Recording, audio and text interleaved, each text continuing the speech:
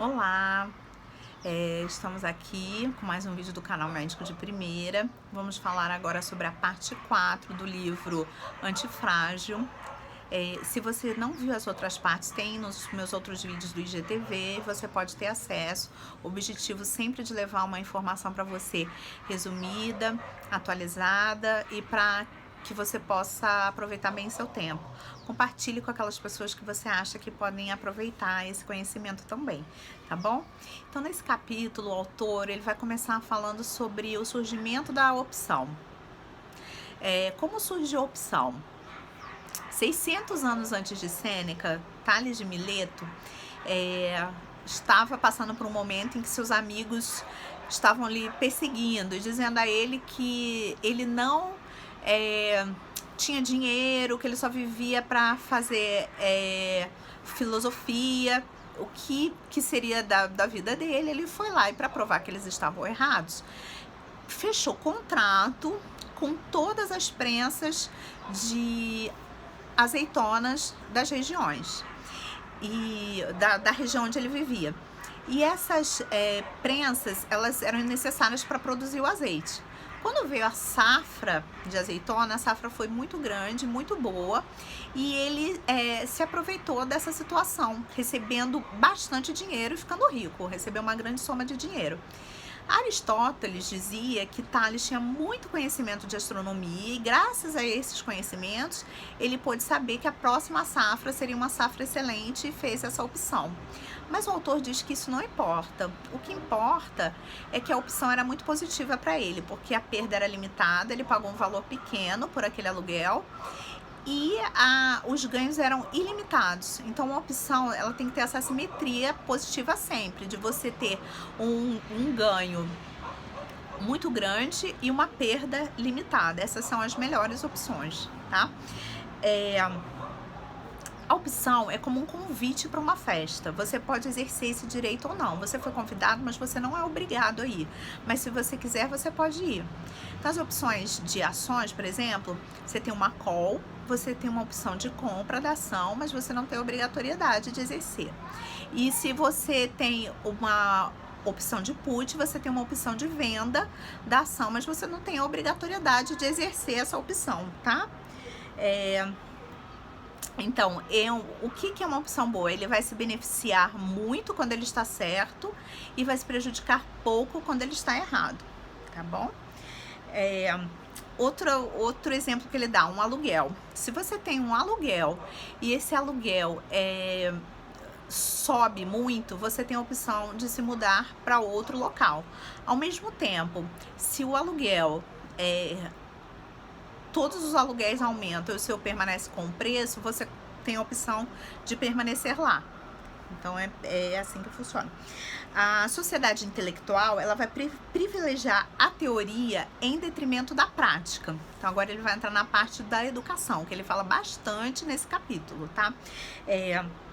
Então, o David Wootton, um historiador, ele disse que houve uma demora de 2 séculos entre a descoberta das bactérias e a relação de causalidade das bactérias com as doenças, para que a ciência aceitasse isso.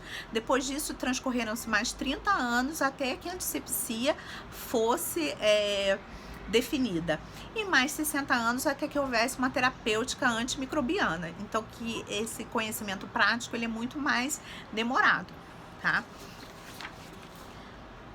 Aí agora o autor vai falar dos epifenômenos. Então, mostrar que qual é a relação causal entre os fenômenos. Será que o estudo acadêmico ele traz a riqueza ou é a riqueza que traz o estudo acadêmico?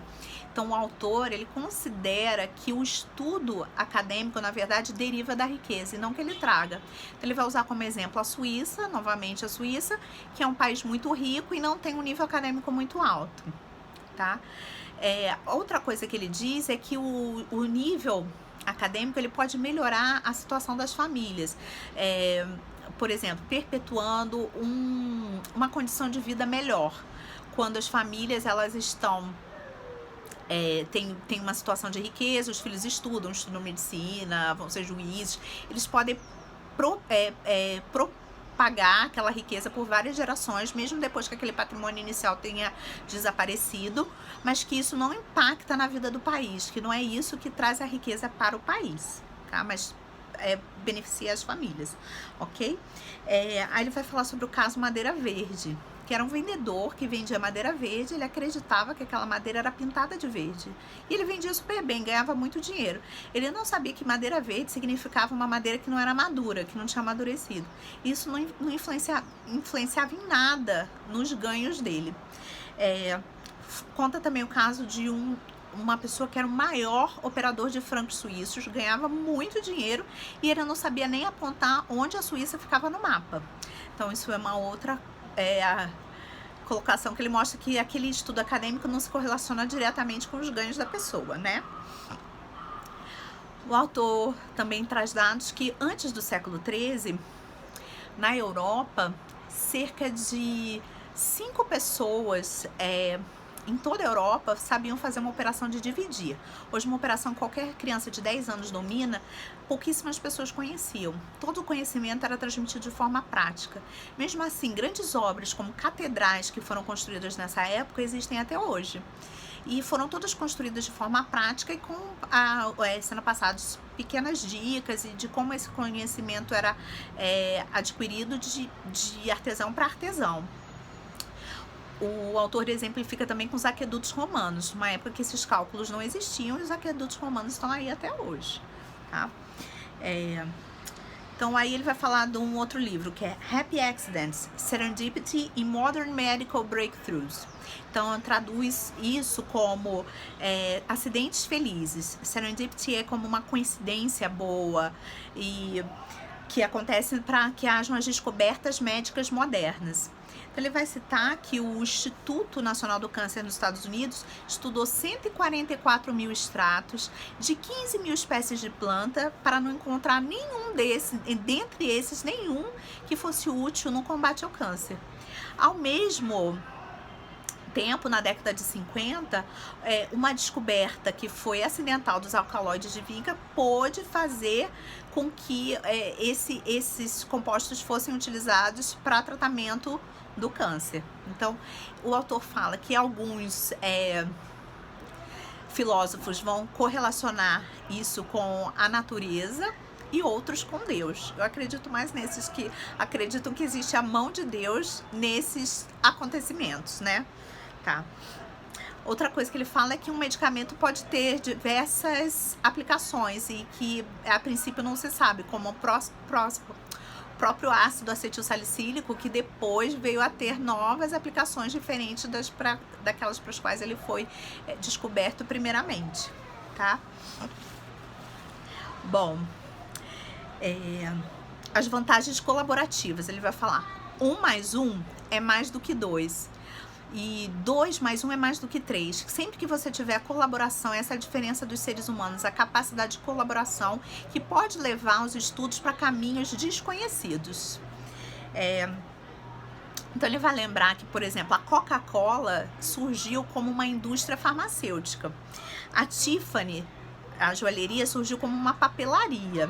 A Nokia surgiu como uma empresa como uma fábrica de papel.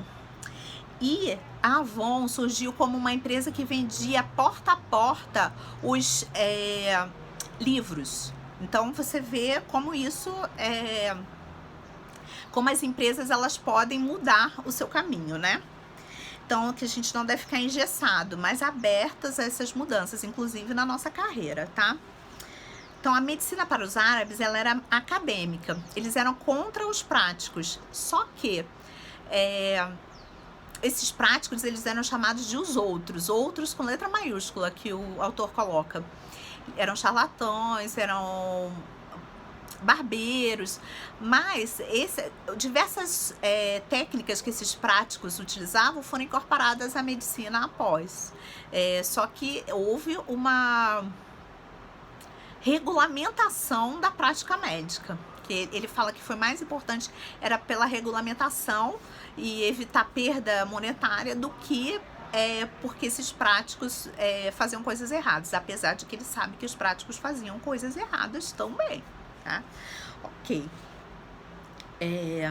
Então ele fala que o que é aprendido em sala de aula permanece em sala de aula, muitas vezes não tem aplicação prática no dia a dia. Então, as boas notas na escola vão trazer um sacrifício intelectual da pessoa não poder se dedicar a um outro aprendizado, e muitas vezes aquilo não vai se refletir na vida dele posteriormente como um benefício.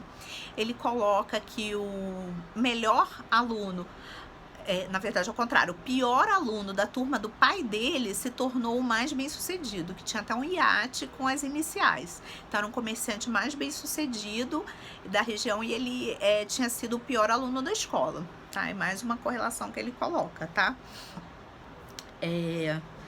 Então, a escola, ela vai ter um viés de seleção, vai favorecer as pessoas que se dão bem naquele sistema, mas não necessariamente em outros. Da mesma forma que um jogador de xadrez não consegue muitas vezes transferir aquela estratégia para outras situações, tá?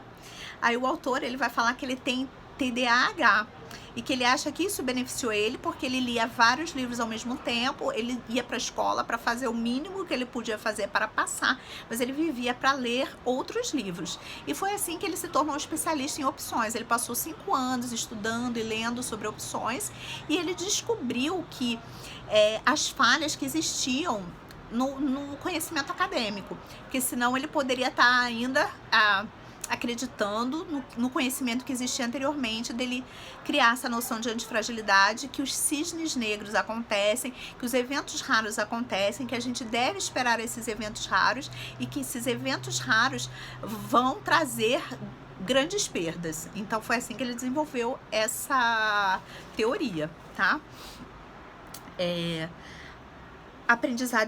Aprendizagem estruturada, ela vai apreciar o empobrecimento e a simplificação do racionalismo, é isso que ele coloca, tá? E essa é importante, ele prevê o colapso do sistema educacional para breve. Então, que esse sistema educacional, como a gente conhece, não vai perdurar, tá bom? Espero que vocês tenham gostado, uma boa noite para vocês.